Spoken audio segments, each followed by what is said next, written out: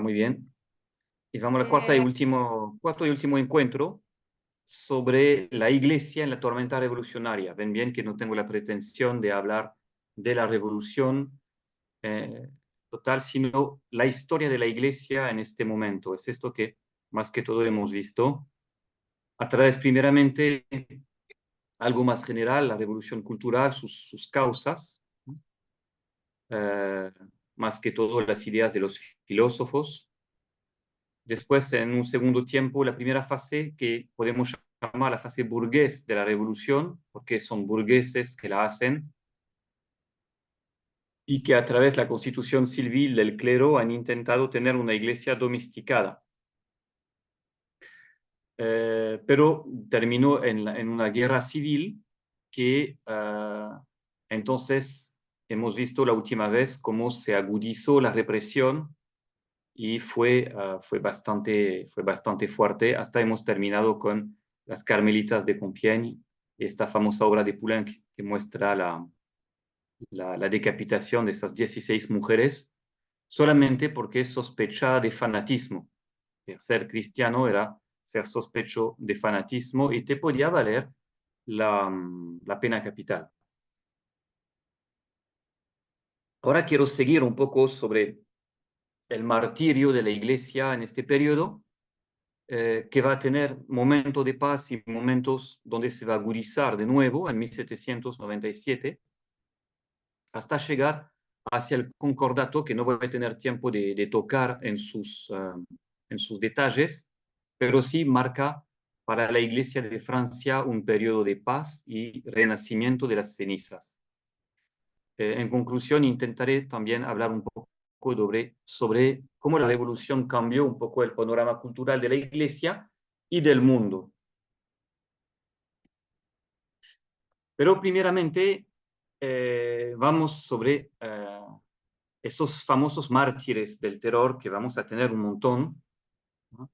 Hay innumerables víctimas. Digamos que la revolución eh, permitió, dice Daniel Robes, mostrar el espíritu ardiente del pueblo francés, ¿no? Y el auténtico espíritu de lucha y de sacrificio que lo animó. Como siempre en la historia, la Iglesia da su verdadero testimonio en los momentos de persecución, de ultrajes y de destrucción y de sufrimiento. Es bueno ver que esa persecución le valió a la Iglesia y el testimonio que ha dado le valió a la Iglesia un inmenso prestigio en la población y cambió, de cierto modo, la mala reputación que algunos tenían antes de la revolución durante el periodo de la Ilustración. El vigor del cristianismo del siglo XIX le debe mucho a esas innumerables cantidades de mártires. Claro que la casi totalidad de las víctimas de la revolución son católicas, que en el momento de la persecución no negaron su bautismo y murieron como cristianos. Inmensos son los sacerdotes matados por haber celebrado clandestinamente la misa, denunciados por fanatismo o interpelados al azar y encarcelados por ser sospechosos. Pero también hay la gente humilde que dio el testimonio del martirio. A veces el simple hecho de esconder un sacerdote, de esconder un vaso sagrado, de no consentir que un sacerdote juramentado bautice a sus hijos. No todos los católicos fueron condenados por su fe, algunos fueron condenados por su nombre, otros fueron condenados por su pertenencia a la realeza, pero a muchos de ellos, de los católicos, el tribunal revolucionario no le reprochó más nada que su fe cristiana. De los sacerdotes tenemos más o menos 4.000 a 5.000 muertos por el simple hecho de ser sacerdote. Para los laicos es imposible de evaluar. Depende un poco de las regiones. En las regiones del Mont Blanc, de Saboya, esta región de San Francisco de Sales, hay casi ningún sacerdote que muere. pero fue en París que la persecución fue la más feroz. La guillotina fue puesta en la Plaza del Trono, en la antigua Plaza Luis XV, ahora llamada Plaza de la Concordia, y todos los días decapitaban, decapitaban, decapitaban, decapitaban. Había carretas. A partir de 93 hay carretas todos los días para guillotinar. En Nantes fueron los famosos ahogamientos. ¿Cuántos fueron ahogados en este río que da sobre el Atlántico? Torrente se decía excelentemente revolucionario, decía Carrier. Carrier es el representante en misión de la convención que decidió todas esas muertes. 6.000, 7.000, 8.000, 10.000, difícil de saber, pero fueron barcos enteros que fueron hundidos por 1793, por el verano 1793 en el río Loire. Tenemos en Lyon las fusilladas de Fouché, que será después el ministro de la policía de Napoleón. Tenemos esos famosos pontones de Rochefort, le mostré la foto, porque alguien que representó, esto lo represento con la pasión arriba y los sacerdotes abajo, se los llamó estos barcos que se ponían en medio del mar, pero sin hundirles, solamente poniendo a los sacerdotes adentro. Esta prisión que funciona a partir de febrero 94, bueno, se llama la guillotina seca, ¿no? Dejó solamente 274 semicadáveres cuando fueron socorridos sobre 850 sacerdotes que fueron puestos aquí hasta la muerte, hasta que venga la muerte. Y se han conservado, lo interesante es que se han conservado las resoluciones que hicieron esos mártires, ¿no? Lo han escrito, algunas en un cuaderno, las resoluciones que ellos escribieron para mantener su vida espiritual. Esos hombres habían sido borrados del libro de la República. Me pidieron hacerles morir sin ruido, dijo el capitán Lally, del barco Les Deux Associés, uno de los barcos a donde fueron arrojados esos sacerdotes.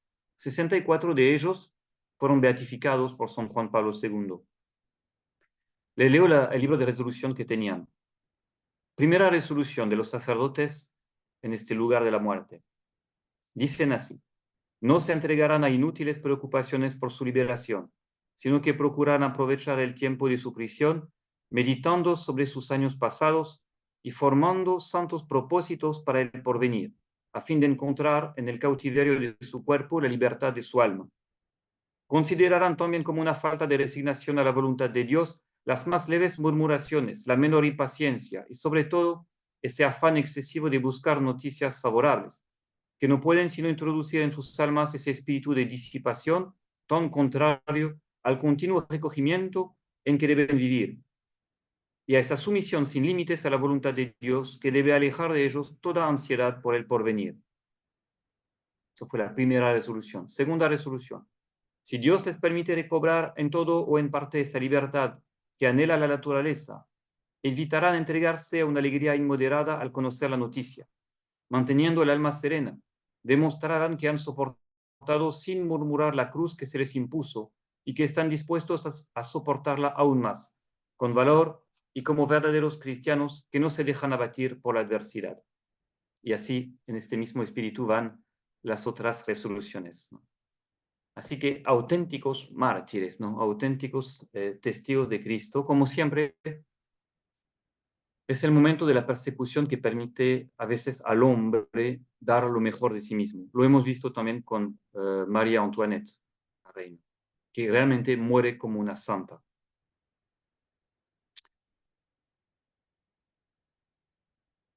Todas las víctimas de la revolución no son mártires, evidentemente. Algunos solamente fueron ejecutados por ser llamados traidores o contrarrevolucionarios en aquellos movimientos de rebeldía contra el poder, la república o en rechazo de la conscripción. Los mártires son de toda condición, del pueblo como del clero, como de la nobleza. la pequeña burguesía, los artesanos. Es imposible contar a todos. Les hablé la última vez de las carmelitas de Compiègne, pero no son las únicas. Hay las sacramentinas de Bolén, que antes de morir daban gracias a sus verdugas y besan el patíbulo. Las Ursulinas de Valenciennes, que cantan el Te Deum y oran para sus verdugos. Las hijas de la Caridad de Arras, que llegaron a la guillotina ceñidas con el rosario. Y tantas, que no podemos, evidentemente, recordar sin emoción.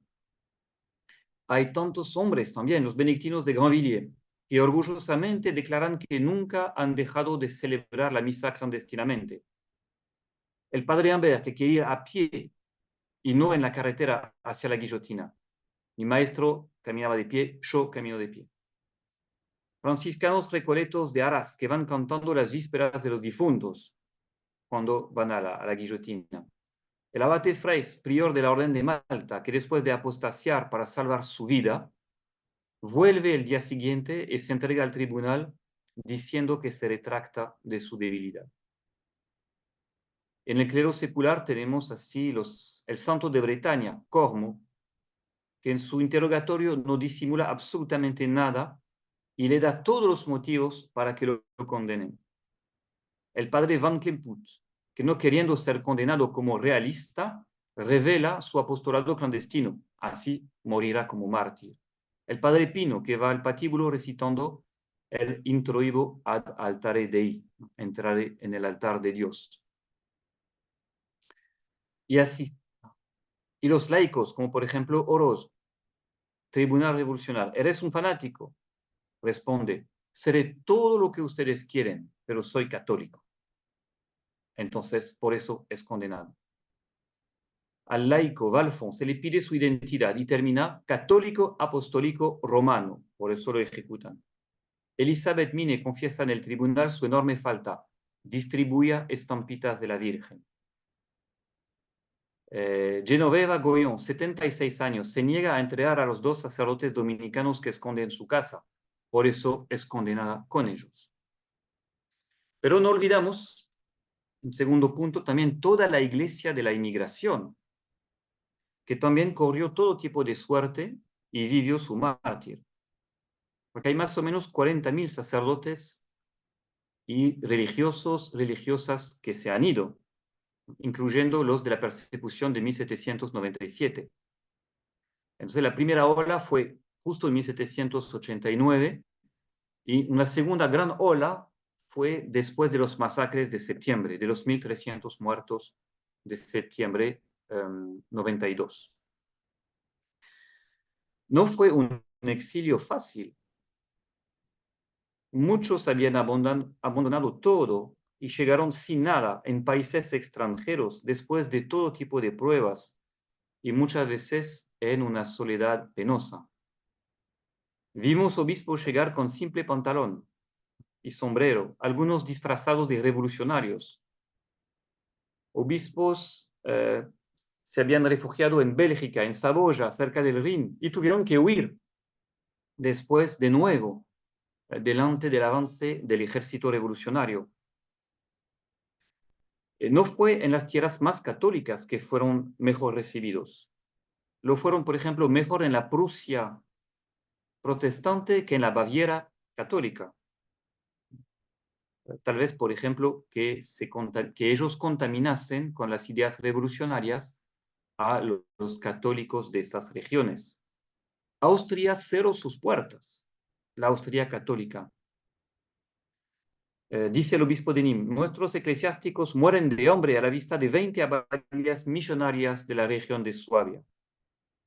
La célebre abadía de Fulda negó la hospitalidad a los sacerdotes que pasaban por ahí. Fusen, en el Tirol, les prohibió celebrar misa a los sacerdotes que habían pedido la hospitalidad. Algunos hasta echaban los perros a los sacerdotes que pedían un pan en el camino, como en Weingarten. Ni los estados de Milán, Venecia, Parma, Modena les acogieron. Váyanse. Como siempre, por miedo de atraer la peste revolucionaria. En el Piamonte la acogida es precaria. En Nápoles solo reciben a los obispos, vicarios generales y dignatarios. El resto tienen que irse. eterna, yo diría, eterna reacción de muchos ricos delante de la miseria que toca la puerta. Pero fueron muy bien acogidas en Roma por el Papa Pío VI, que les abrió los estados pontificios. Más de 5.000 se han refugiado en los estados pontificios, a donde se creó la obra pía de la hospitalidad francesa. Se les agrupó una parte en Roma y otros fueron repartidos en Viterbo, Perugia, Bolonia y Ferrara. Los religiosos se fueron en las casas de sus órdenes, pero no fue fácil para todos. Muchos tenían que probar que no eran jansenistas, que no eran galicanos y así. A otros hasta se les impusieron penitencias. La acogida fue muy generosa en España. Fueron tratados realmente como confesores de la fe. Fueron alimentados, alojados. Incluso se pronunciaron discursos en del parte de los alcaldes cuando ellos llegaban en las ciudades. El obispo de Valencia recibió a 700 sacerdotes. En el Orense se dio a los proscritos su propia mansión. Quien se mostró más sospechoso fue evidentemente el gobierno. Les dejó celebrar misa, pero les prohibió toda actividad religiosa. Los cantones suizos fueron muy acogedores. Los campesinos acudían a los caminos para esperar a los sacerdotes y ofrecerles alojamiento, dice el padre jesuita Baruel. Fueron 4.000 en total acogidos en Suiza. Ricas abadías como Eisendel dieron enormes sumas para ayudarles. Solo tuvieron que huir delante de las amenazas de los ejércitos revolucionarios y después los de Napoleón, que entraron en Suiza en 1798. Lo que obligó a la ciudad de Friburgo y Soler de expulsar a los sacerdotes. En Alemania, solamente Westfalia, Silesia, Constancia acogieron, pero de modo admirable. En Münster es el príncipe obispo, propio hermano de María Antonieta, que les recibe muy bien. Camponeses hasta se disputen el derecho de recibirles, de albergar un sacerdote proscrito. En Constancia reciben hasta un tratamiento. Y bien recibido también en la calvinista Holanda. Pero fue en Inglaterra que la acogida fue la más generosa. Hasta el Papa Pío VI se les agradeció públicamente. Y fíjense que no tienen los mismos derechos que los anglicanos, todavía siguen las leyes contra los católicos. Burke, autor de Reflexiones sobre la Revolución, les da la bienvenida en el Parlamento de Westminster. Venid, venid a dar testimonio de nuestra tolerancia, pontífices y pastores despojados, expulsados y proscritos, venid a nosotros. Y también vosotras, hijas de San Vicente de Paul, ángeles de la caridad cristiana, venid. El rey Jorge III pone a disposición el castillo de Winchester para 700 sacerdotes. Duquesas organizan el Chelín Limosna para ellos. En total van a venir 10.000 sacerdotes en Inglaterra y 31 obispos. William Pitt dirá de ellos: pocas personas olvidarán la piedad, la conducta irreprochable, la larga y dolorosa paciencia de aquellos hombres respetables, arrojados de golpe en medio de una nación extranjera, diferente por su religión, su idioma, sus costumbres y sus usos. Se han ganado el respeto, la benevolencia de todo el mundo por la uniformidad de una vida llena de piedad y de decencia. Para Daniel Robs, la acogida de ellos contribuyó mucho a hacer caer prejuicios sobre los católicos en la Inglaterra puritana y anglicana dura. Los papistas fueron bien acogidos y han contribuido, por el ejemplo de su vida, al hecho de que los católicos ingleses obtengan después la igualdad de derechos. En tal sentido, el exilio de tantos sacerdotes en Inglaterra ha sido providencial para el resurgimiento de los católicos en Inglaterra y preparó también el catolicismo norteamericano. Esos sacerdotes llegaron con casi nada, nada de plata, tuvieron que trabajar como profesores, escritores, artesanos, empleados de oficina y hasta carreteros o mozos de postas. No fueron entonces por nada esos abates de corte, ¿no? No fueron viviendo de encomiendas y todo. Hasta el propio cardenal de Rouen, el cardenal implicado en el affaire del collier de Marie Antoinette, en el asunto del collar, vivió pobre y humilde en medio de sacerdotes en Ettenheim. Obispos hicieron todo para aliviar sus sacerdotes. Entonces, el testimonio del clero de la inmigración no fue solamente gente que huyó y que dejó a los demás hacer el mártir. Fue también un testimonio muy valiente y casi equivalente a los que derramaron su sangre. Sin embargo, este clero también de la inmigración tiene algunos defectos. Por ejemplo, no pueden concebir muchas veces su vuelta como una restauración del pasado. Se hacen la ilusión de que vamos a volver a lo antiguo. Ponen como condición de su vuelta el restablecimiento del antiguo régimen de la Iglesia, recobrar todos los bienes, volver a los registros del Estado civil, tener una nueva alianza entre el trono y el altar. Evidentemente que no será posible. En el concordato de 1802 salvamos los muebles y ponemos las condiciones para un resurgimiento del catolicismo, pero por nada este resurgimiento fue una restauración total del pasado. Bueno, en la era termidoriana, la primera foto que les mostré es Robespierre, el 27 de julio de 1794, se tira una bala de pistola cuando se ve rodeado por los policías que lo arrestan y será decapitado el día siguiente. Tenemos una terrible ley que él había promulgado el 10 de junio, que permitía enviar a la guillotina toda persona sin juicio, por el simple hecho de ser sospechoso. De este día, 10 de junio 1794, a su caída, 27 de julio 94, 1.376 personas en el solo París fueron matadas. El 10 Thermidor, que es el 27 de julio, Robespierre y sus compañeros son enviados a la guillotina y en medio de una inmensa alegría del pueblo. Y los que provocaron esto eran revolucionarios, que podemos decir terroristas como él, Billaud-Varenne, Carnot, fueron sorprendidos por esta gran fiesta que se hizo en este momento, que entonces hay también Fouché, Barras, Tallien. Entonces deciden promover una cierta paz religiosa sin cambiar absolutamente nada a la naturaleza del régimen. Simplemente fueron sorprendidos por la torrente de alivio y de alegría que fue la muerte de Robespierre. Entonces lo convierten de cierto modo en el chivo expiatorio de la revolución, le ponen un poco todas a él, y solamente a él, todos los horrores de la revolución y, bueno, inauguran una nueva era. Hasta ven que en la foto de abajo hay como una nueva moda también que se instaura. Se llama les incroyables et les merveilleuses.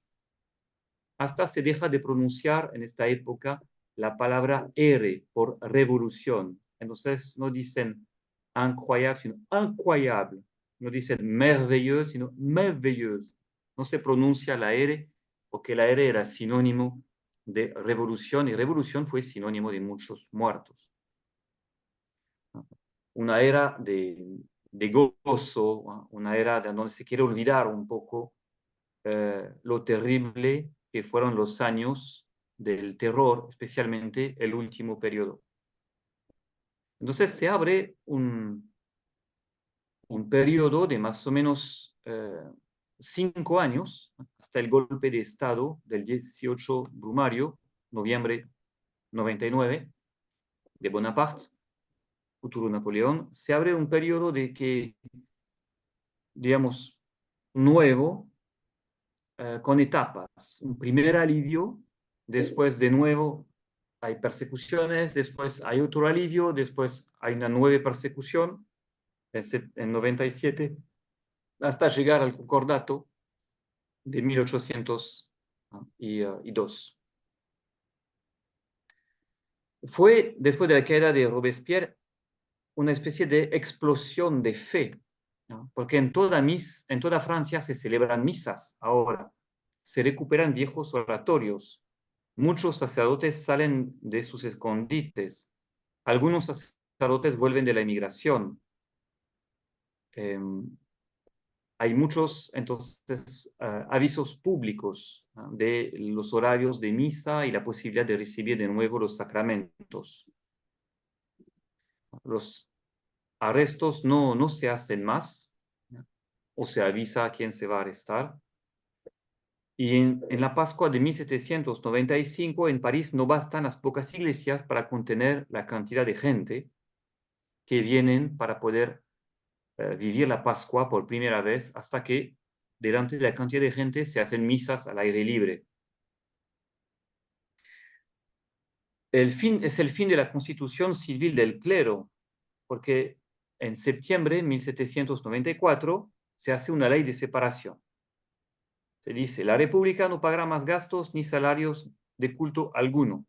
Entonces se abandonó la constitución civil del clero de 1791, la que desató la violencia y la ruptura de las relaciones diplomáticas con la Santa Sede. Hay amnistía para sacerdotes refractarios y se declara no mirar como sospechosos a los párrocos que vuelven a su parroquia para celebrar. Se pacifica la región de la Vendée con los acuerdos de la Jaunée en febrero 95. El abate Gregoire promueve una total separación entre la Iglesia y el Estado, que entonces desemboca en una explosión de capillas, oratorios y devociones. En Vendée, los representantes del pueblo, Gusno y Werner, ponen en libertad a los sacerdotes arrestados, restituyen las iglesias a los ciudadanos que la piden, pero queda prohibido el hábito, la asociación, las campanas y todo tipo de procesión. Después hubo endurecimiento, ¿no? Entonces, 1 de mayo de 1795, se ordena a los sacerdotes vueltos a la patria que de nuevo vuelvan a pasar la frontera. Las leyes del 30 de mayo y 29 de septiembre de 95 imponen un nuevo control de los cultos y un nuevo juramento. Hay que jurar sumisión a las leyes de la República.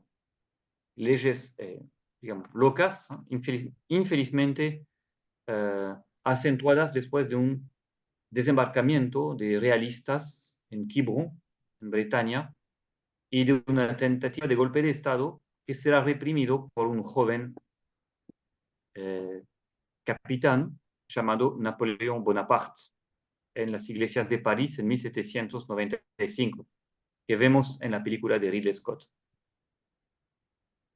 En estas rebeldías habían participado sacerdotes.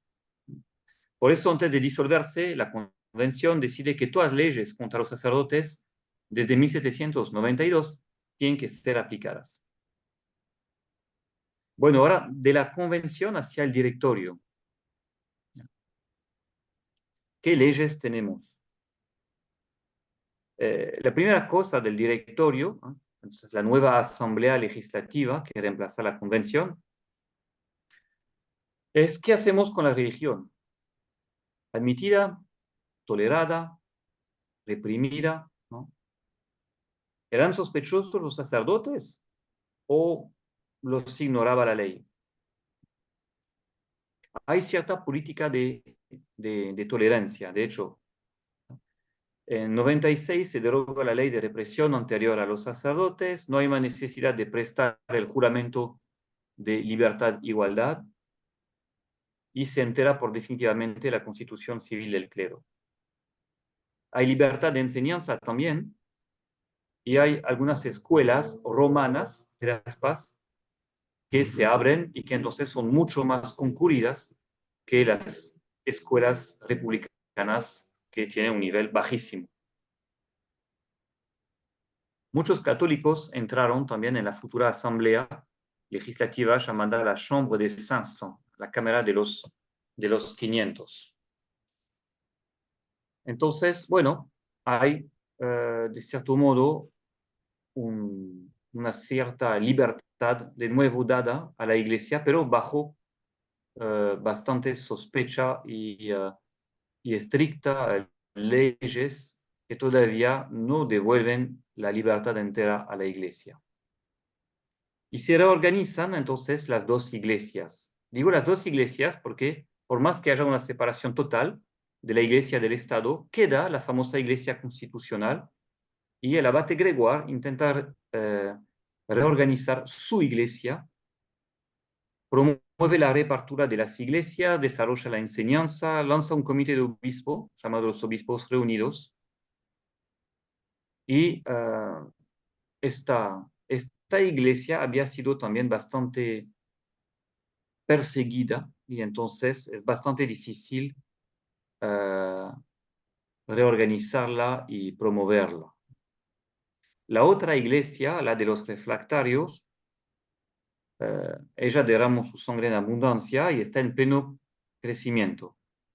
Más o menos son 20.000 los sacerdotes que pueden volver a partir de 1796, que abren entonces capillas, lugares de culto. Hay 17 iglesias parroquiales en París. Vuelven las hermanas en los hospitales. Hay un obispo, Maille de la Tour-Laudry, que ordena sacerdotes en casas particulares. Hay carmelitas que vuelven. El padre de Clorivière, ayudada por la laica Champion Cissé, funda los sacerdotes del corazón de Jesús y las hijas del corazón inmaculado de María. Las dos imitan a la compañía de Jesús. Por doquier suenan de nuevo algunas campanas y procesiones se están reiniciando. Y se guarda el desarrollo del párroco con maleta que se ha desarrollado en el momento de persecución. Significa que hay un nuevo estilo sacerdotal que no tanto quedarse en la parroquia, sino ir de misión en todos los lugares que habían sido abandonados. A donde antes había 5 o 10 sacerdotes por una región, ahora queda solo uno. No le queda otro que viajar para visitar la cantidad inmensa de fieles que se han quedado. Pero se necesita reorganizar. La Iglesia constitucional intenta reagruparse, organiza un concilio nacional, la Iglesia refractaria intenta, pero faltan obispos. Entonces mismo un general republicano y revolucionario como el general Clark dice al final, ¿qué necesitamos? ¿Qué necesitamos para poner orden en todo eso? Más bien, ¿quién necesitamos? El Papa. Hay necesidad del Papa, ¿no? Lenguaje inesperado que los propios revolucionarios inician a decir, necesitamos el Papa para reorganizar todo esto. Entonces se inician de nuevo contactos con la Santa Sede. Roma, la Iglesia y el joven Bonaparte, ¿no? Evidentemente que son grandes las preocupaciones del Papa Pío VI, el que se había puesto firme para decir al rey, por favor, no acepta la constitución civil del clero. El que había dicho, la línea roja, el punto de ruptura, será la ordenación de los obispos. Y ordenaron obispos. Y dijo, a partir de este momento, son excomulgados todos los que prestan el juramento a este nuevo régimen que es cismático. Esta iglesia es cismática. Y entonces, bueno, podemos decir, es el Papa el gran vencedor del terror revolucionario. Al final, la propia revolución reconoce que necesita del Papa. Pero evidentemente que este Papa ha tenido un montón de preocupaciones. Ha visto a los emigrados llegar. Como les dije, recibió a más o menos 5.000 en los estados pontificios. Pero bueno, había una nación, un gran país católico que había sido borrado del mapa. Polonia también había sido borrada del mapa de Europa, repartida entre Austria, Prusia y Rusia. Las ideas revolucionarias llegan también a Italia, donde hay jacobinis y francomasones que desarrollan su actividad en la medida que llegan las tropas francesas para Italia. Hay algunos obispos que también no ven con mal ojo la constitución civil del clero y las tendencias jansenistas y digamos, antipapistas de los revolucionarios. Entonces, bueno, nos faltan los motivos de preocupación para el Papa. Solamente en Inglaterra podríamos decir que llegaban buenas noticias, porque dentro de poco los católicos van a tener la igualdad de derechos. Y Estados Unidos también da buenas noticias porque muchos inmigrados de Francia van a implementar la iglesia en este país. Bueno, el Papa perdió los estados pontificios de Aviñón y también hubo la entrada de las tropas francesas en los estados pontificios. Bueno, varios incidentes que se hicieron que al final dieron pretextos para las tropas francesas invadir a Italia. Muchos del ejército, generales del ejército revolucionario, no tenían solamente una preocupación religiosa, digamos, en erradicar el cristianismo de Italia, tenían también mucha preocupación financiera, ¿no? Los tratados que serán firmados entre la Santa Sede y el ejército de Bonaparte, ¿no?, que entra como joven general para hacer sus primeras glorias, digamos, en Italia.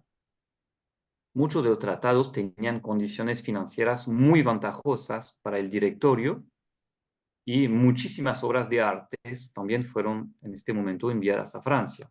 Por eso el Louvre es el mejor museo del mundo, pero también porque digamos,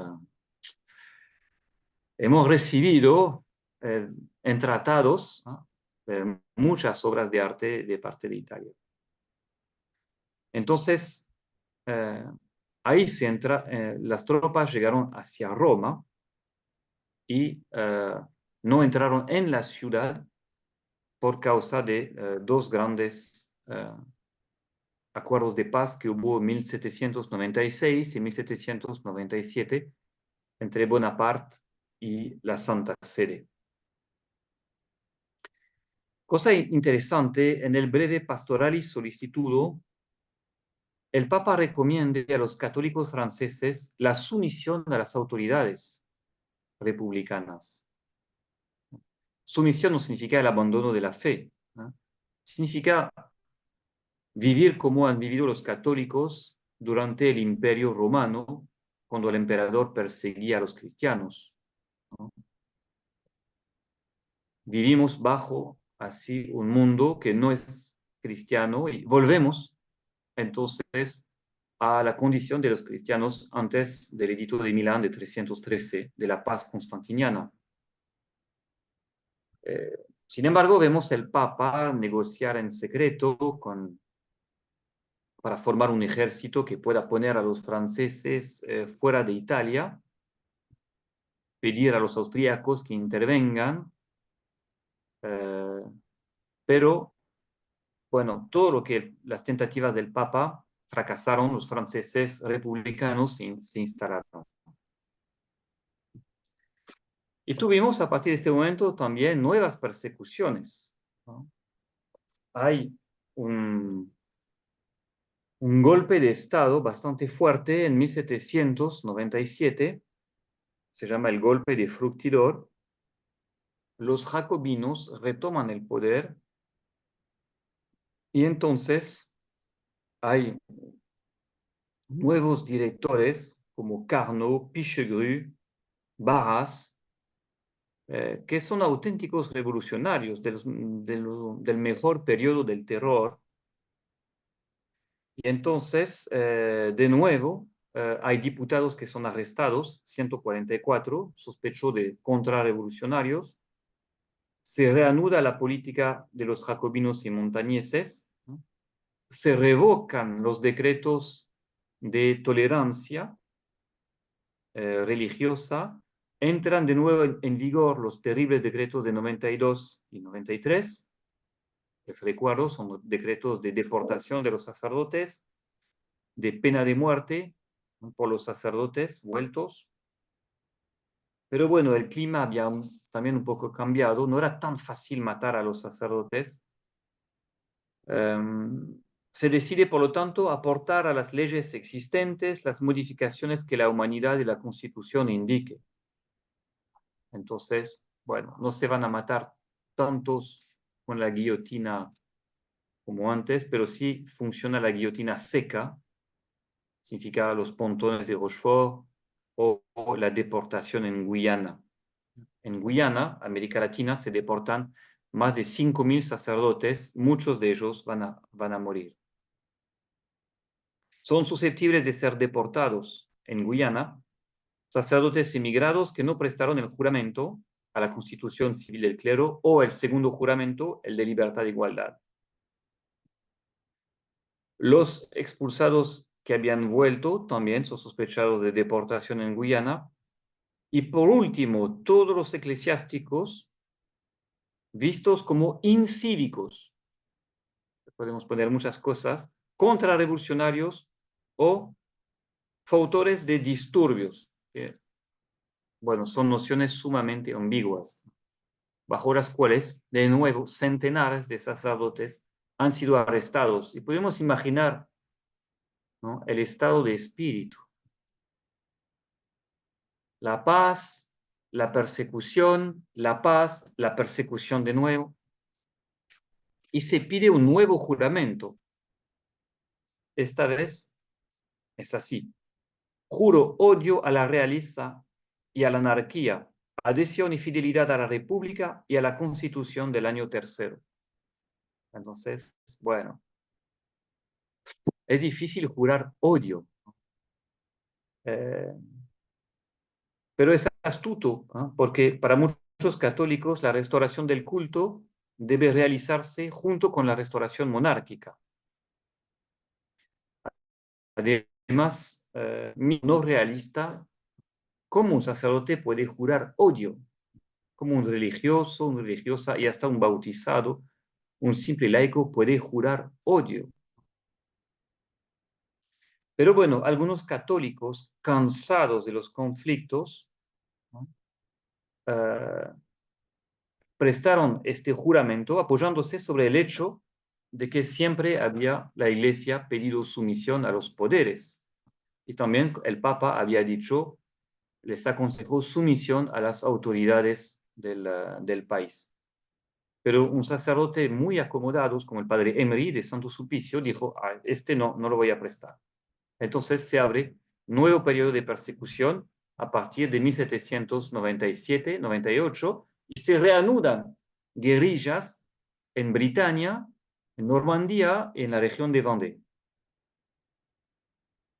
Son condenados varios obispos bajo diferentes pretextos, conducta criminal que turba el orden público.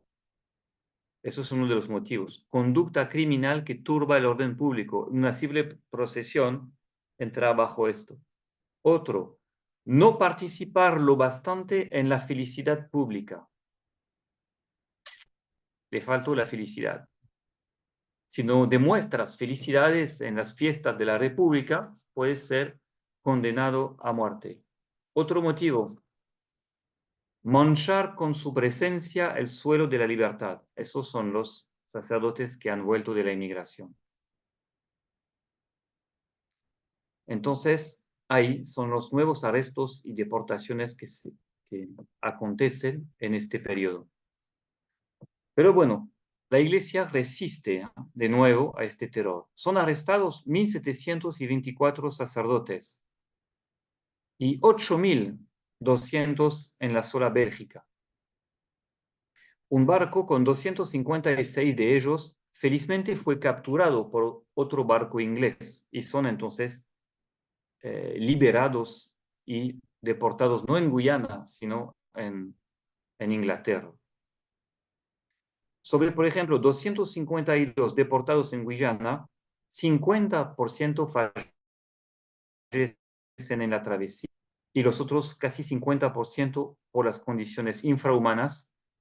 Era trabajo esclavo, trabajaban como esclavos hasta morir.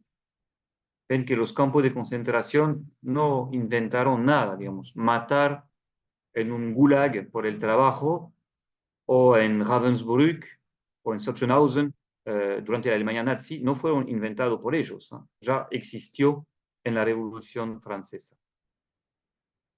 Otros fueron deportados en las islas de Ré y Oléron, cerca de Britania, entre otros el famoso, el gran obispo, Monseñor de Maille de la Tour-Laudry, el que había reiniciado a ordenar sacerdotes en París. También fue denunciado y deportado. Como para los pontones de Rochefort, les he leído las resoluciones, la actitud de la gran mayoría de ellos fue la de una muerte heroica, sin ningún rencor contra los enemigos. También religiosas que habían vueltas para ocuparse de escuelas, hospitales, pobres, son molestadas de nuevo y algunas de sus casas cerradas de nuevo. Las escuelas católicas están bajo estricta vigilancia y hay comisiones que se forman para comprobar, cito, el republicanismo de los maestros y su asistencia a los decadi, porque no hay más el calendario de los 7 días, sino el calendario revolucionario, 9 días de trabajo y un día de descanso, que es un día republicano, a donde hay ciertos oficios republicanos, se leen las leyes, ¿no? Y se pide la asistencia. Un poco como hicieron los Khmer rojos, ¿no?, de Pol Pot, o algunos comunistas, digamos, asistencia forzada, ¿no?, a las sesiones de endoctrinamiento. Se cierran algunas escuelas bajo el pretexto de que los maestros no llaman ciudadanos a los alumnos. Siguen destrucciones de iglesias como las catedrales de Cambrai y de Arras, que sufrieron inmensas destrucciones, infelizmente. Capillas de conventos son transformadas en salas de baile. Es importante ver que hay la persecución de Robespierre, después una cierta paz, pero 97 marca otra ola, ¿no?, de persecución, donde hay menos muertes, pero hay muchos muertos y decretos contra la Iglesia. La Iglesia constitucional, que intentó reorganizarse como podía, también tiene que sufrir de estas medidas. Queda entre la espada y la pared, ¿no? Los laicos le reprochan su falta de firmeza, los laicos, los laicistas, digamos, le reprochan su falta de firmeza, y los romanos o refractarios, fiel al Papa, le reprochan su carácter cismático. Tiene muy poca autoridad sobre sus pocas parroquias en las cuales hay mucha anarquía. Se contenta con decir que se somete plenamente a la República y llama a la pacificación. Se lanzó tentativas, entonces los revolucionarios dicen, pero bueno, si no podemos erradicar completamente la religión, tenemos que formar una otra religión. Entonces, uno que había participado en la constitución civil del clero, la rebelión Lepo, lanza la teofilantropia, ¿no?, que afirmaba la existencia de Dios, la inmortalidad del alma y una moral de solidaridad y de tolerancia. Hay sacerdotes, por supuesto son laicos, ¿no?, que dirigen la oración e inciten a sus adeptos a hacer un examen de conciencia. También tienen sus escuelas, se reúnen en los decadi, cantan himnos patrióticos y para distraerse leen leyes. Bueno, fue un fiasco total y desapareció. Entonces, bueno, esta resistencia de la Iglesia en este momento, bueno, fue bastante heroica, ¿no? De nuevo, hay rebeldías y se vuelve de nuevo un estado de guerrilla en toda Francia. Eh, en Suiza también, la misma política de persecución conllevó también a una fuerte resistencia. Esta resistencia la vio Napoleón Bonaparte y se dio cuenta a partir de este momento que no, la persecución suave no dio resultados, la persecución fuerte no dio resultados. Tal vez sería el tiempo de tratar con el Papa. Pero el Papa había sido arrestado, ¿no?, por el general Berthier, en que lo fue a buscar en pleno Roma, lo hizo llegar en 1799 hacia la ciudad de Valence, en Francia, y de ahí el Papa falleció de maltrato. Pío VI falleció como mártir realmente, falleció perdonando, ¿no?, pero falleció de maltrato. Digamos, fue muy fuerte. El ejército entró en la Santa Sede, se llevó al Papa como preso, como rehén, y hacia Francia, a donde fue aclamado cuando pasaba, y se sabía que era el Papa, que era preso, y no pudiendo ir más por su salud de la ciudad de Valencia, que es el sur de Francia, no Valencia en España, cerca de Aviñón, un poco más arriba. Entonces muere, ¿no?, en agosto de 1799 al grito de Señor, perdónanos. Y se anuncia entonces en la República que ha fallecido lo que se llamó el último papa. Sin embargo, los cardenales se van a reunir en Venecia y van a elegir algunos meses después el sucesor, ¿no?, Pío VII, que desembarca en Ancona, vuelve a ocupar la sede de Roma y afirma claramente de nuevo que es el sucesor de Pío VI. Entonces no le quedará otro a Napoleón que negociar con el Papa, y el concordato que será firmado con el Papa después de muchas negociaciones, en las cuales no voy a entrar en detalle, pero el concordato firmado en 1802 reconocerá la religión católica como la religión no oficial o de Estado, sino de la mayoría del pueblo francés. Es la fórmula a la cual llegaron. Y se restablecen los obispos. Los obispos son elegidos en una lista que propone el gobierno y que aprueba la Santa Sede. Entonces, más o menos fue así que funcionó, por ejemplo, la Polonia comunista, cuando se eligió Juan Pablo II como obispo de Cracovia. Y los obispos y los sacerdotes reciben un salario de parte del Estado. Hay un cierto control del Estado sobre la Iglesia, pero se acabó con este democratismo.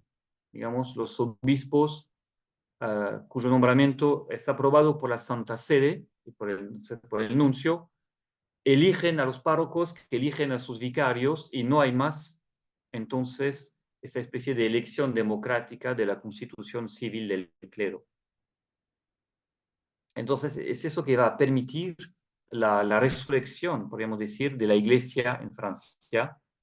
Cuando Napoleón pierde el poder en 1815 y que se encuentra en este momento con el Papa, que le pide perdón al Papa por todo el sufrimiento que ha hecho, del cual se volvió culpable, porque también lo secuestró en los últimos años de 1813 y 14, el Papa de cierto modo lo consuela diciendo, pero lo que usted hizo, y le mandará cartas que dirán esto, lo que usted hizo en 1802 fue realmente valiente, porque permitió el resurgimiento de la Iglesia de Francia.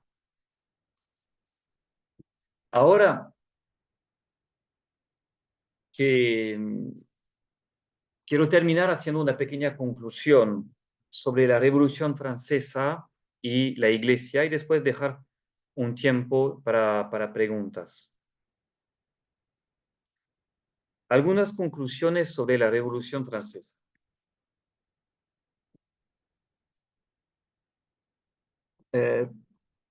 Vamos a tomar un poco de altura. y no mirar únicamente las destrucciones, las muertes y condenaciones, sino que ver que la regeneración de la iglesia fue el fruto directo de su persecución. El catolicismo romano no solo no desapareció, sino que se regeneró. Mismo en el mayor terror de Robespierre, siempre se celebró la Santa Misa. Y la vida cristiana, lejos de morir en las almas, se hizo al contrario mucho más ardiente.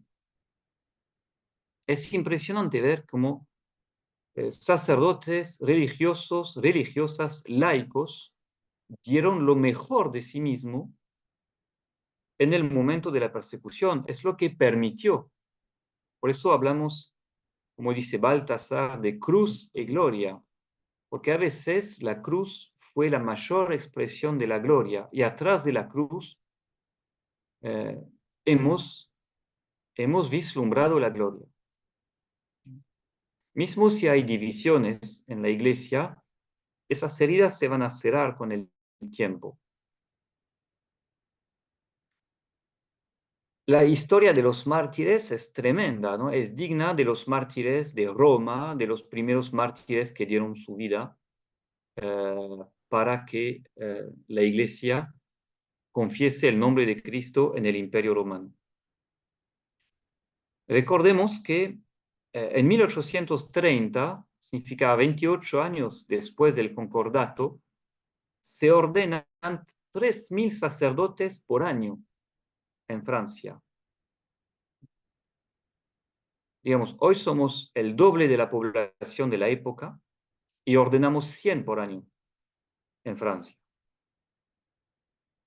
La mitad de los sacerdotes va para las misiones, porque los sacerdotes, de cierto modo, encontraron el gusto también de las misiones, porque tuvieron que justamente salir de sus parroquias, salir de sus sacristías, para ir al encuentro de las personas a donde estaban. El modelo de los sacerdotes misioneros viene de este periodo de la Revolución. Y por eso hay tantas misiones parroquiales que se van a encontrar después. El padre Damián de Molokai encuentra su vocación junto a su hermano Panfilo en una misión parroquial de los redentoristas. Entonces, no es por nada que la mitad de los misioneros en el siglo XIX son franceses. También hay fuerte crecimiento de congregaciones. No podemos contar todas las congregaciones que nacen en el siglo XIX y muchas veces cuyos fundadores o primeros discípulos son sacerdotes o hombres laicos bautizados que enfrentaron la persecución. Entonces, cuando se habla de cruz, cuando se habla de dar su vida, cuando se habla de sacrificio, esas personas saben lo que es.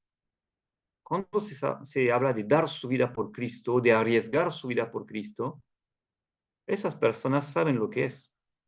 Lo han vivido en carne propia.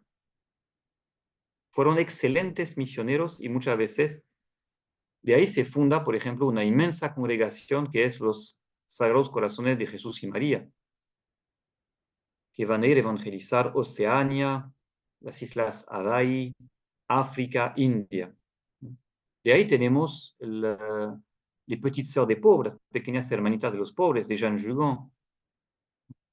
Ahí tenemos las hermanas de San Joseph de Cluny, también que trabajaron mucho para el fin de la esclavitud, para que justamente la abolición de la esclavitud se haga de un modo suave en Francia y no de golpe, como a veces después termina mal, como por ejemplo en Brasil.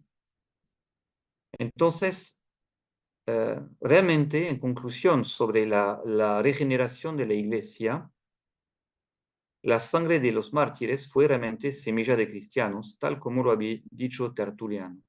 La Iglesia ha escrita una de sus más bellas páginas de los Hechos de los Apóstoles. Y todo eso va a dar un nuevo impulso a la iglesia en Francia y en las misiones. Querían extinguir la religión, pero se produjo el efecto al revés. Y volvieron las congregaciones. Y volvieron, mismo si Napoleón no quería. Napoleón no quería congregaciones, no quería monjes, no quería inútiles, como él decía. Pero bueno, hay que esperar su caída y a partir de 1815 vuelven las congregaciones. Sin embargo, se va a establecer una nueva relación con el poder civil, consecuencia de la revolución. No se va a poder volver al estado anterior. Y rápidamente, sacerdotes se dieron cuenta, como Monsieur Emery, no se puede volver al concordato de Bolonia de 1516, a los tercer estados y todo. El mundo cambia y la iglesia se adapta al mundo que tiene enfrente. Se adapta no significa que se diluye, ¿no? Sino simplemente hace lo que puede con lo que tiene, que se llama Imperio Romano, que se llama ocupación musulmana, que se llama cristiandad, ¿no? O que se llame estados republicanos. Pero sin embargo, la Iglesia va a obtener que el cristianismo sea reconocido en el concordato como religión de la mayoría del pueblo francés. Y va a tener entonces una fuerte, de nuevo, colaboración con el Estado, que va a permitir, por ejemplo, un cierto monopolio en la enseñanza, que después será denunciado en las leyes contra las congregaciones, pero más o menos durante 100 años, con la loi Fallou, y todo va a tener una oportunidad de reevangelizar todas las campañas y hacer que Francia se vuelva de nuevo en sus raíces un país católico. Después tendrá nuevos desafíos, el positivismo de Auguste Comte, el laicismo que va a volver, la república que solamente vuelve a partir de 1870, porque tenemos que esperar que pasen 2 generaciones para no asimilar más república con horrores. Sin embargo, la Iglesia va a correr el riesgo de ser demasiado ligada al poder político por el concordato. Eso lo ha mostrado muy bien el libro de Victor Hugo, Les Misérables. Vemos que por ser confundida demasiadas veces con el Estado, cuando van a venir las revoluciones de 1830, 1848 y 1870, varios sacerdotes, arzobispos serán matados. Sin embargo, los revolucionarios, por ejemplo, en 1870, durante la terrible Comuna de París, no tocan a las religiosas de San Vicente de Paul.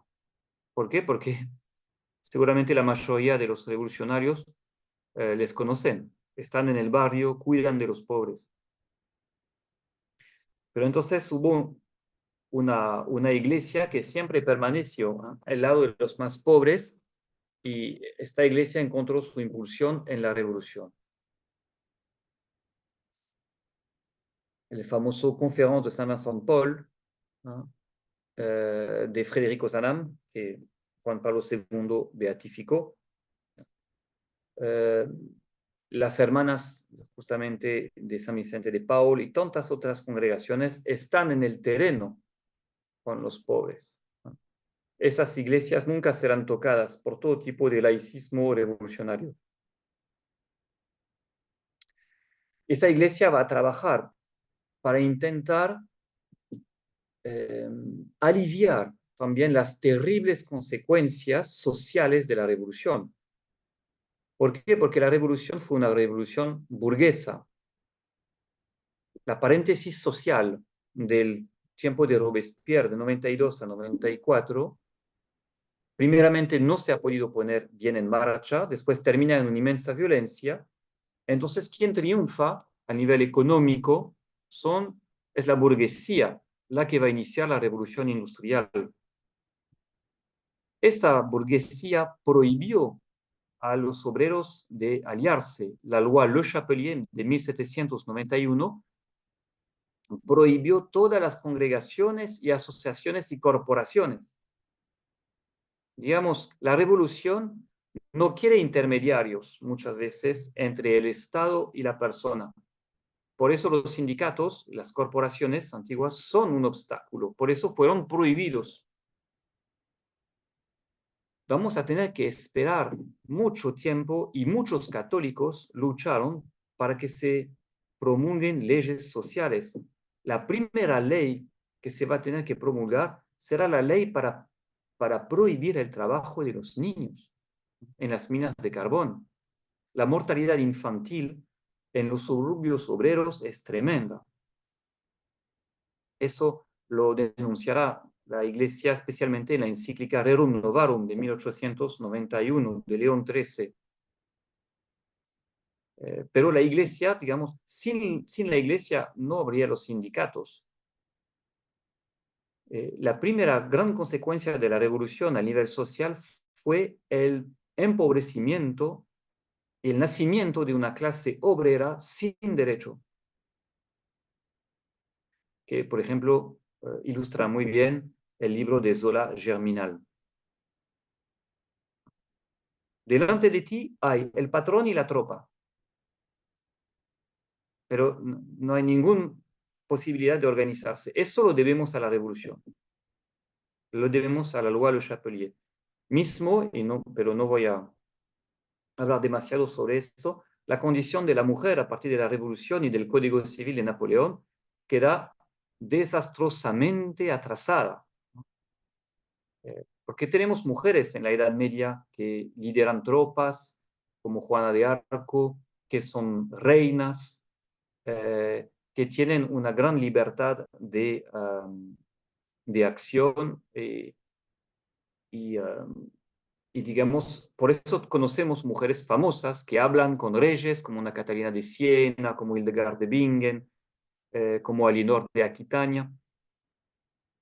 Pero después de la revolución, el Código Civil es esta vuelta al derecho romano que deja todo el poder en el pater familias y que pone de nuevo a la mujer como una especie de eterna menor.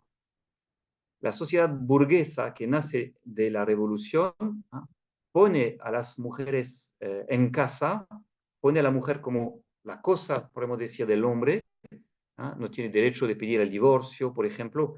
Solamente el hombre puede pedir el divorcio, pero la mujer no. Todos los derechos que se han adquirido para las mujeres durante la Edad Media y la monarquía desaparecen con la revolución. Entonces, no tenemos que menospreciar todas las luchas progresivas de la Iglesia para poder garantizar igualdad de derecho, que sea para las mujeres y que sea para los obreros. El problema es que van a ser una especie de laicismo francés, van a ser un laicismo francés bastante fuerte, que después verá siempre la Iglesia como enemiga del progreso, Auguste Comte, y que acusará a la Iglesia de siempre querer mirar por atrás. Pero evidentemente que si fue el caso de algunos sacerdotes que volvieron de la emigración después de la revolución, no fue el caso de la gran mayoría del clero, que se acomoda con el concordato y que avanza con lo que tiene y que ve que este concordato le da suficiente libertad a la Iglesia para poder hacer su misión, especialmente al lado de los más pobres. Sin embargo, la Iglesia en este momento, en la sociedad francesa, en el siglo XIX, será presente en todos lados. Será en los grandes asuntos políticos de la época, en las asambleas, como en los suburbios obreros. Y de último, conclusión de la conclusión, la aplicación de algunos principios revolucionarios. Yo diría que es útil mencionar esto para abrir un poco y no solamente mirar la historia de la Iglesia, pero ver que la Revolución Francesa aplicó, difundió algunos principios revolucionarios que van a tener una repercusión universal. Solamente los menciono, no tengo tiempo de desarrollar, pero seguramente que la Fundación Comar ya algunos lo hacen muy bien. Primeramente, como les dije, la Revolución Francesa marca un retroceso de los derechos de las mujeres y de los trabajadores. Después, la Revolución Francesa también tiene un gran problema en esto de querer siempre marcar desde los filósofos la diferencia entre el bien y el mal y hacer pasar la diferencia entre el bien y el mal entre grupos de hombres, mientras de hacerlo en el corazón del hombre. El catolicismo no es ingenuo sobre la condición humana. Sabe que el hombre sí fue creado a imagen y semejanza de Dios, sin embargo, está marcado por el pecado original. Entonces, rechaza el mito del buen salvaje de Rousseau, que dice que el hombre es bueno por naturaleza. El hombre es bueno por naturaleza porque es creado a imagen y semejanza de su creador, pero el hombre es marcado por el pecado original. Hay una ley también que hace que nacemos fundamentalmente egoístas y que vamos a necesitar de una educación para justamente luchar contra el mal en nosotros y hacer prevalecer el bien. La Revolución Francesa no tiene esta antropología y entonces ve el bien, el mal y veremos que va a crear sociedades después que verán el bien y el mal entre grupos sociales. Pienso en la Revolución Rusa, soviética, que también entonces verá el mal en los burgueses o en los antiguos nobles y el simple hecho de pertenecer, por ejemplo, al antiguo ejército del zar o de ser burgués, eh, vale la pena de muerte o el gulag, ¿no? Los burgueses el mal, los trabajadores el bien, ¿no? Entonces, eso es un gran principio bastante horrible, podemos decir, que hemos heredado de la Revolución Francesa. Ese deseo de hacer triunfar el bien, pensando que lo haremos eliminando a los agentes del mal. La Iglesia quiere eliminar el mal que hay en el hombre, pero no los agentes del mal. Y eso, entonces, en la Revolución Rusa, como en las revoluciones sudamericanas, veremos cómo muchas personas van a pensar que vamos a crear el hombre nuevo eliminando clases enteras, ¿no? Y eso dio resultados horribles. También la Revolución Francesa, eso es Albert Camus que lo mostró muy bien, teorizó que el fin justifica los medios. Cuando hemos perdido la protección del hombre creado a imagen y semejanza de Dios, ¿por qué es creado a imagen y semejanza de Dios? Entonces, que el hombre pasa el hombre, como dice Pascal. Entonces, el hombre rebelde, como dice Saint-Just, cuando se trataba de hacer la guerra a las naciones fuera de las fronteras de Francia, dice la libertad tiene que triunfar cualquier que sea el costo, par tous les moyens. Es para mí una consecuencia del idealismo. La idea tiene más importante que el hombre. Entonces podemos sacrificar el hombre de hoy sobre el Moloch del hombre nuevo de las mañanas. Se justifican en este momento todas las violencias. Tal como vamos a ver, por ejemplo, en la Unión Soviética, ¿no? Se piensa que el balance del comunismo, hubo un libro hace poco que salió, el libro noir du comunismo, el libro negro del comunismo, estamos hablando de 80 a 100 millones de muertos, ¿no?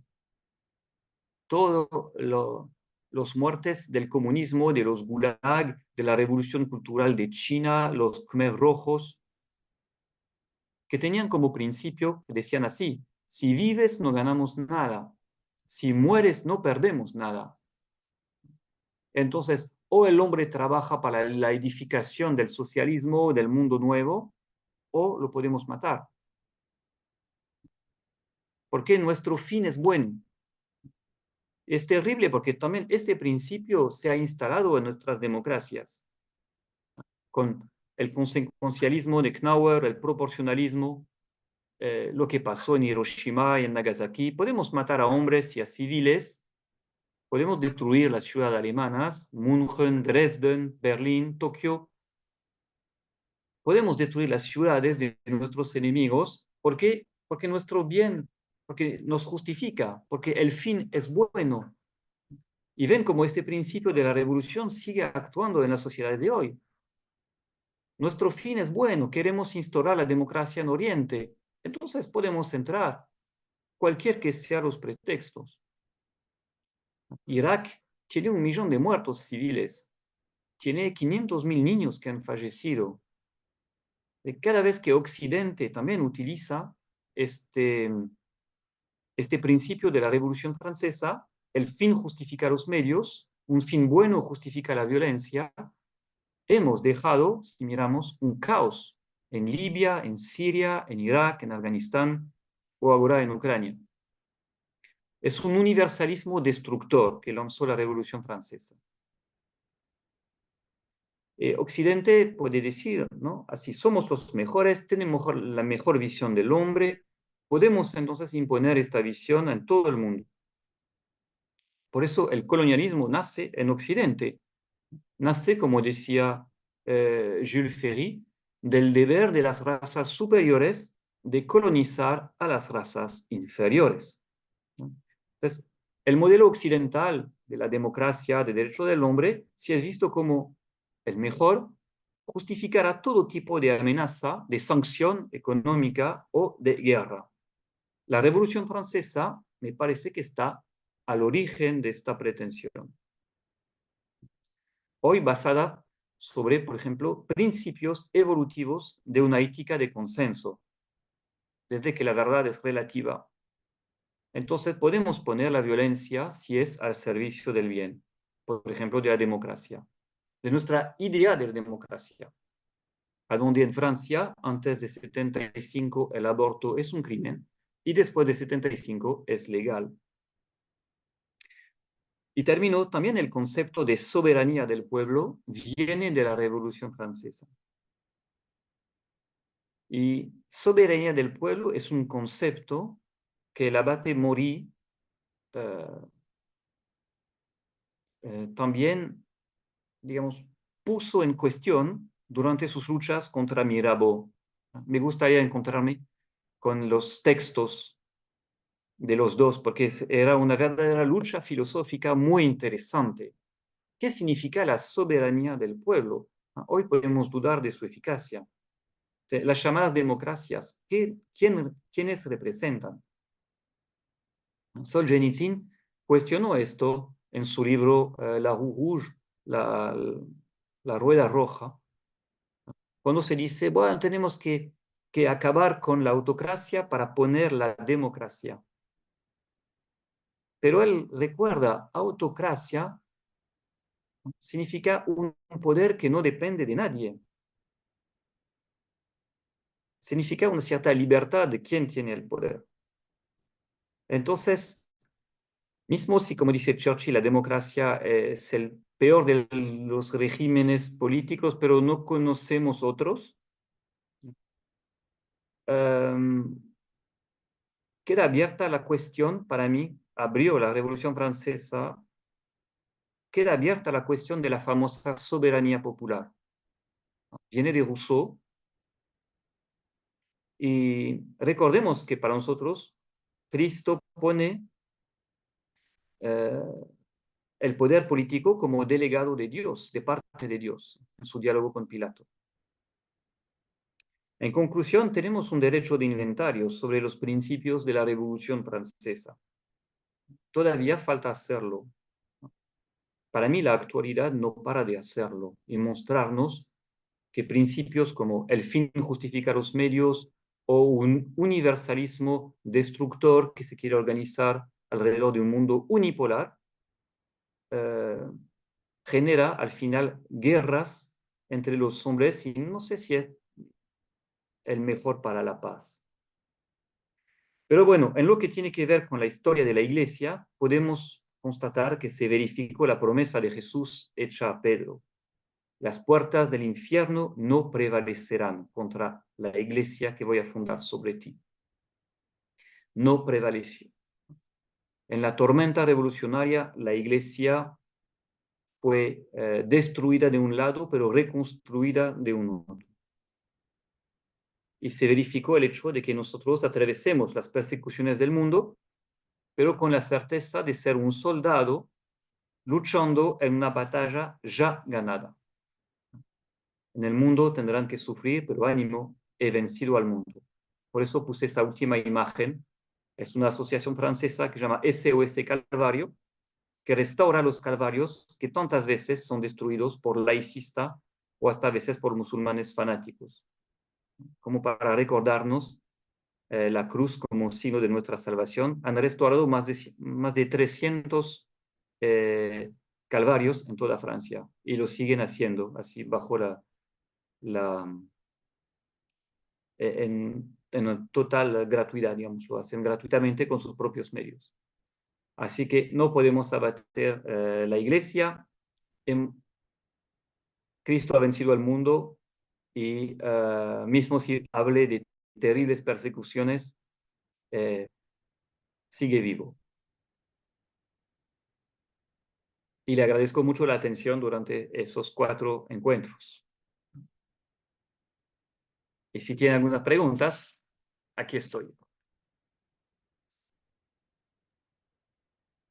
Gracias, padre. Sí, gracias. La verdad que desconocía totalmente la magnitud Los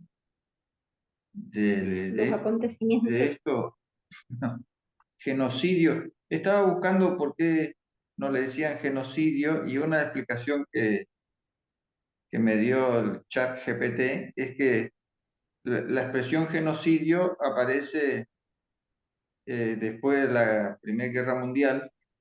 Entonces, como esto es previo a la Primera Guerra Mundial, entonces no es aplicable es retroactivamente. aplicable. Ah, sí. Sí, sí. Wow. Entonces, sí, como la palabra Lo crimen dice contra la humanidad.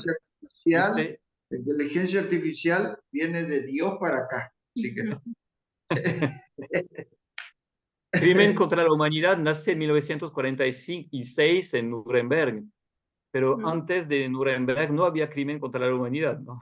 No, El no. genocidio de los indios no fue crimen contra la humanidad, la esclavitud no fue crimen contra la humanidad, violencias No. interétnicas, peleas.